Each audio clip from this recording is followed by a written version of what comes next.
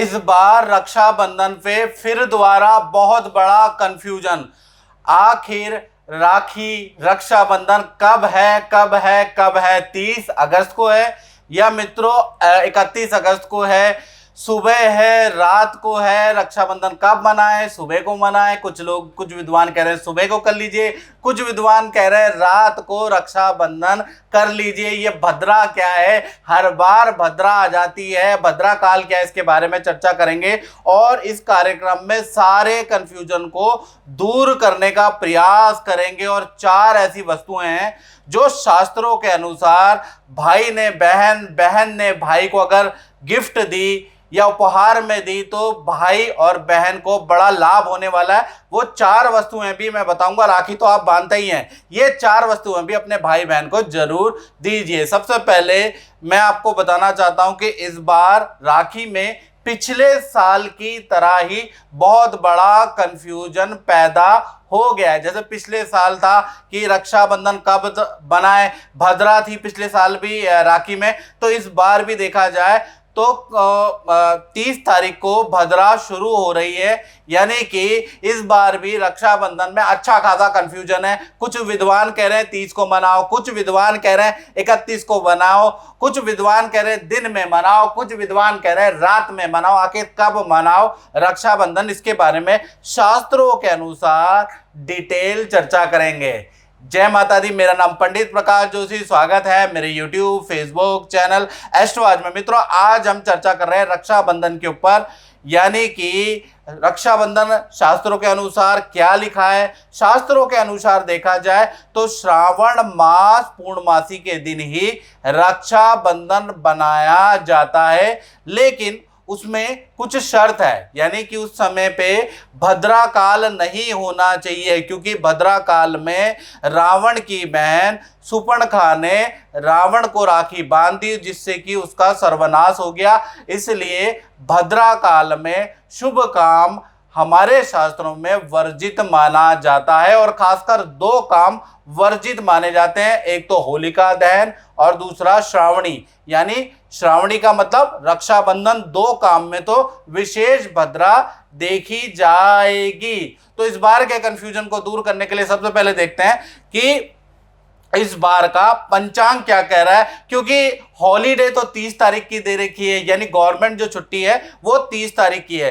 तो अब राखी कब मनाए और शास्त्रों के अनुसार राखी कब मनाए, तो इसके बारे में चर्चा कर लेते हैं। तो 30 अगस्त 2023 में अगर देखा जाए तो पूर्णमासी जो शुरू हो रही है वो सुबह 10:58 से शुरू हो रही है और 31 अगस्त 2023 में यानी अगले दिन सुबह 7:05 तक पूर्णमासी रहेगी। यानी 30 की करीबन 11 बजे से शुरू होगी और अगले दिन यानी 31 तारीख को 7 बजे तक या 7:05 तक देखा जाए तो पूर्णमासी रहने वाली है। चलिए, एक तो पूर्णमासी 30 तारीख को मिल रही है। वहीं पे भद्रा के बारे में बात करें तो भद्रा भी 30 अगस्त 2023 के अंदर सुबह 10:58 से शुरू हो रहा है। यानी भद्रा काल 10:58 से ही शुरू हो रहा है और रात्रि के 9:01 तक भद्रा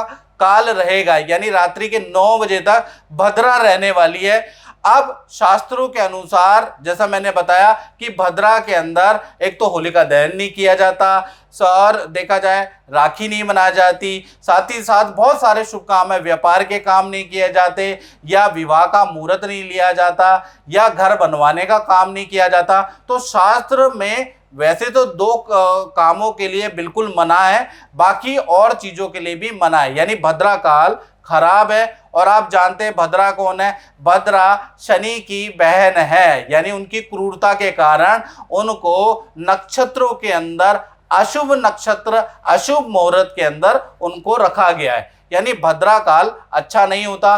भद्रा देखा जाए तो इसके डीप में अगर हम जाएं तो भद्रा खराब है या अच्छी है, भद्रा का की कैलकुलेशन कैसी होती है, क्योंकि भद्रा भी 3 तरह की होती है मित्रों। एक होती है पृथ्वी लोक की भद्रा, एक होती है स्वर्गलोक की भद्रा, एक होती है पाताल लोक की भद्रा। तो इस बार कौन सी भद्रा पड़ रही है, क्या पता हम 30 तारीख को राखी मिलाने, इसके बारे में भी इस कार्यक्रम में आपसे डिटेल में चर्चा करते हैं। तो मित्रों, मैं आपको बताना चाहता हूं कि भद्रा को आप खुद से ही देख लीजिए। जब भी जिस चंद्रमा मेष, वृषभ, मिथुन और वृश्चिक राशि में होता है तो देखा जाए तो स्वर्ग लोक में भद्रा होती है। यानी कि आप देखा जाए हम पृथ्वी निवासी हैं तो हम काम कर सकते हैं, कोई इफेक्ट नहीं होगा बल्कि शुभ काम होगा। इसी प्रकार से कर्क, सिंह, कुंभ और मीन में पृथ्वी लोक में भद्रा होती है। पृथ्वी लोक मतलब जहां हम रहते हैं, यह अशुभ है। यदि यहाँ पर भद्रा आ जाए तो विवाह के काम नहीं होंगे, ठीक है, नहीं होलिका दहन नहीं होगा, राखी नहीं मनाई जाएगी, कोई भी नामकरण या कोई भी मुहूर्त संस्कार भद्रा यहाँ पर होगी तो नहीं किए जाएंगे, निषेध माने जाएंगे। इसी प्रकार से कन्या, तुला और धनु और मकर राशि के अंदर भद्रा होगी तो पाताल लोक की भद्रा, इसमें भी काम किया जा सकता है। यानी कि स्वर्ग लोक और पाताल लोक में अगर भद्रा हो तब आप बेरोक टोक काम कर सकते हैं, याद रखिएगा।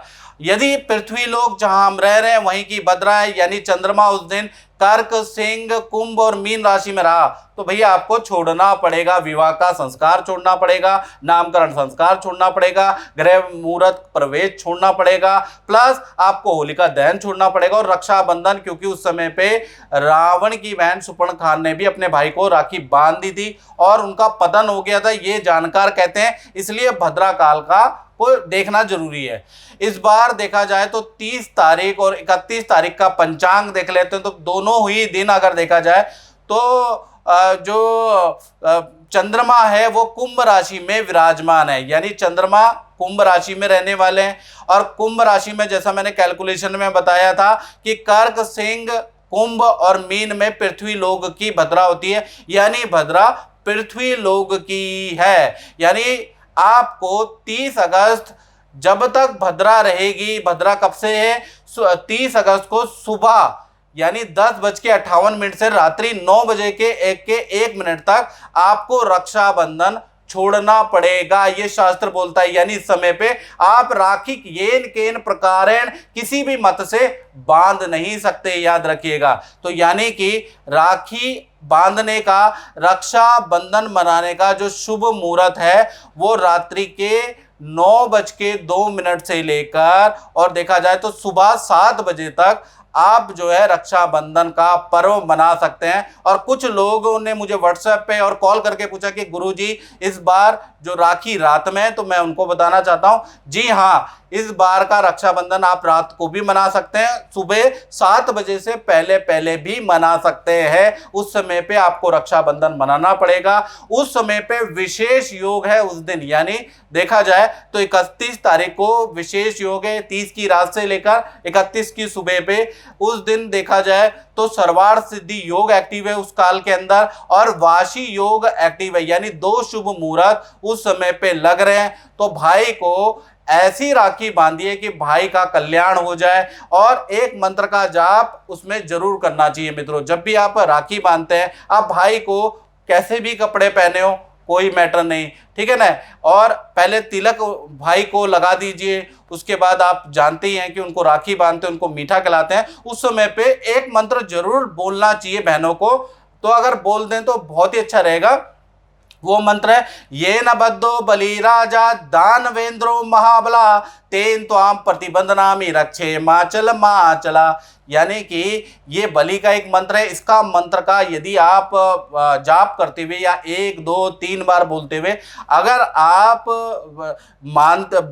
बांधती हैं कलावा या रक्षा सूत्र, तो भाई की भी रक्षा होती है और बहन की भी रक्षा होती है, प्यार प्रेम बढ़ जाता है। तो इसलिए हमेशा याद रखिएगा, या तो बलि का नाम लेके या ये मंत्र का जाप करते हुए या विष्णु भगवान का नाम लेते हुए, अगर आप मंत्र नहीं बोल सकते तो विष्णु का ध्यान करते हुए रक्षा सूत्र बांध लीजिए, याद रखिएगा।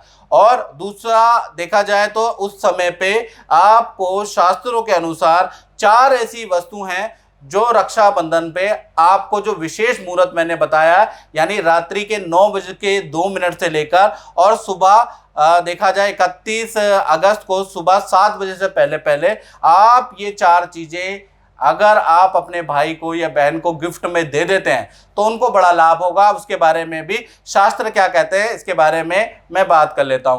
पहली चीज है कि आप रक्षाबंधन करने के बाद, ये त्योहार मनाने के बाद आप जो है शहद की एक बोतल भाई बहन को गिफ्ट दें, क्योंकि हमारे शास्त्रों के अंदर शहद को आर्थिक उन्नति वाला कहा जाता है, यानी आर्थिक संपन्नता देता है शहद। तो ऐसे में यदि हम किसी व्यक्ति को शहद गिफ्ट देते हैं, खासकर भाई या बहन को या किसी भी व्यक्ति को शहद गिफ्ट देते हैं, तो हम उसकी कामना कर रहे हैं उसकी आर्थिक संपन्नता की। तो पहला चीज, शहद का उपहार जरूर दें भाई और बहनों को। यदि वो फाइनेंशियली वीक है, धन नहीं बच रहा है, पद प्रमोशन नहीं हो रही, तो बहनों को या भाई को शहद आपको गिफ्ट देना है। दूसरी वस्तु शास्त्रों के अनुसार गिफ्ट दी जा सकती है, वो है घी, यानी घी की बोतल, घी की शीशी आप उपहार दें।